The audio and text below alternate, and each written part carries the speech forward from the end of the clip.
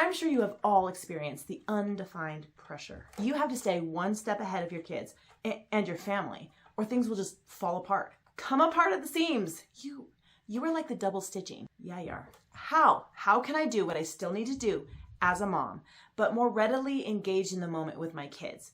I'm Danielle, homeschooling mom of 7, and we're going to talk about being present, being in the moment, being mindful as moms right now.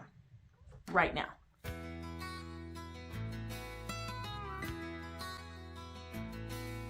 These are 5-minute ideas for grabbing hold of moments with your kids, practicing daily mind shifts that make it easier to stay present even when you have literally a million tiny pieces of information being organized in your head.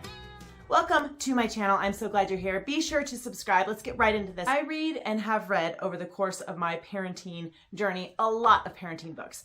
I find that this is really helpful for me because it keeps me in a state of inspiration and in a state of remembering why I'm doing what I'm doing because sometimes, it's hard. So I read a parenting book that really capitalized on the importance of having 30 minutes with each child every day. And I was like, oh my gosh, I'm failing.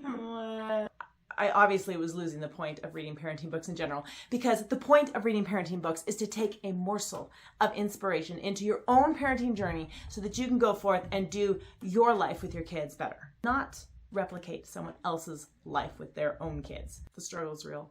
But if you are going to read or be on any type of social media platform, you are going to have to get good at recognizing the things that will work for you and implementing small things. The way I do goals, I will look at what needs to be changed in my own life and something that I perhaps would like to see changed in the overall dynamic of my family. And then I will pick one thing to do consistently every day for that month. In January, if you saw my video on clutter, which I will put here or here, I was decluttering one drawer or one cupboard every single day. And this was huge for me because it felt so doable and I was able to conquer or tackle and conquer every single day, whether big or little. But my whole focus is to build a new habit by daily implementation. So this month in February, I just was taking a hard look at myself and the way I do life with my kids, the way I homeschool. And this is what I came up with.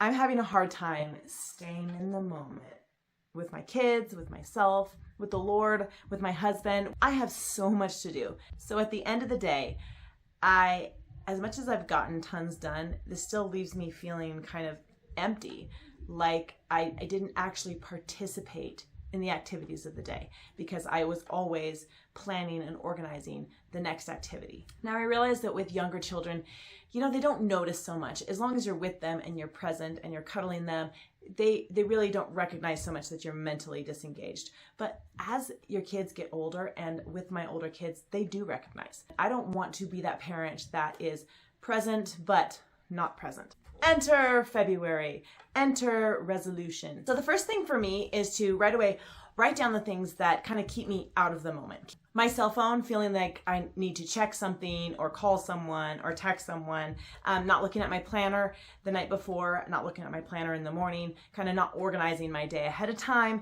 Those things kind of keep me from really engaging in the moment. How can I do what I still need to do as a mom, but more readily engage in the moment with my kids? And not 30 minutes, but 5 minutes. 5 minutes of concentrated being present in an activity with your child. That's one of your superpowers as a mom. You can quickly say, okay, this is an opportunity, and you can jump in. If I'm totally real with myself, there's a lot of my everyday tasks that, though they need to get done, I don't have to do them right then. Like if I'm doing the laundry and I see an opportunity, I can just jump right into a moment.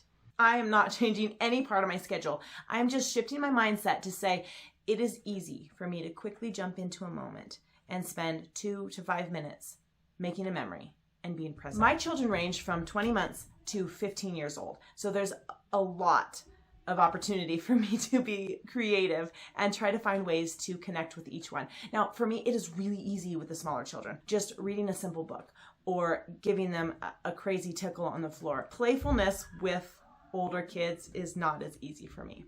I have felt the seriousness of motherhood for so long that I actually fear that I'm getting a little too serious. All right, so here we go. I am going to practice the art of playfulness because I recognize that that is not something that I easily just jump into, being playful. Yeah, with my 20-month-old, with my 3-year-old, it's easy because I don't mind being super silly and weird with them. Games. I have a whole cupboard full of games that are great for varying ages. With the little kids, Chutes and Ladders and Sorry.